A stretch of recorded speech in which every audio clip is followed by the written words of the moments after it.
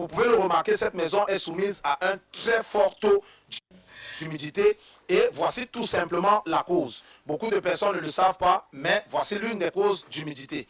Il s'agit en fait d'un mur qui est rattaché à cette toilette. Comme vous pouvez le remarquer, cette toilette est bel et bien carrelée avec des carreaux type faïence. Regardez ces carreaux plus précisément. Vous allez remarquer qu'il y a une tache noire au milieu. Et bien cette tache est de l'eau stockée entre le carreau et le mur.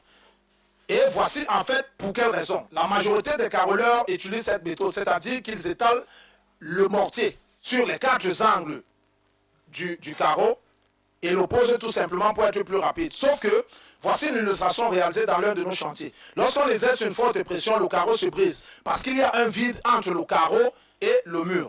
Beaucoup de personnes ne le savent également pas, les carreaux type faïence ne sont pas étanches. Ce sont des carreaux qui permettent tout simplement, lorsqu'ils sont posés dans les toilettes, de faire glisser de l'eau jusqu'au niveau du sol afin que cette eau soit redirigée vers le siphon du sol. Lorsque le carreau est posé de cette manière, eh bien, sachant que les toilettes sont soumises à une forte pression d'eau, les carreaux type faïence vont absorber cette eau, le stockant entre le mur et le carreau. Et l'eau va maintenant rechercher la zone la plus favorable et ce seront vos murs. Voici en fait ce qu'il fallait faire. Il faut étaler le ciment-colle, l'ensemble du mortier, sur toute la surface prévue sur le carreau. Il faut absolument le faire, permettant ainsi qu'il n'y ait pas de vide entre le carreau et le mur. Ensuite, la surface prévue pour ça doit être, elle également aussi, imbibée de ciment-colle.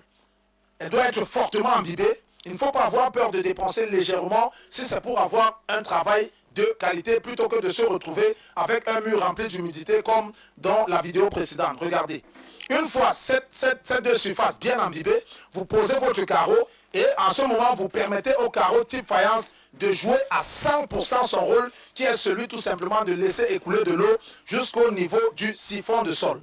J'ai voulu nous parler de cette vidéo parce que je crois que de nombreuses personnes en sont victimes ou alors vous-même, peut-être connaissez des personnes qui en sont victimes. Regardez les conséquences. Elles ne sont belles pour personne, surtout quand les carreleurs n'ont pas bien exercé leur travail. Regardez.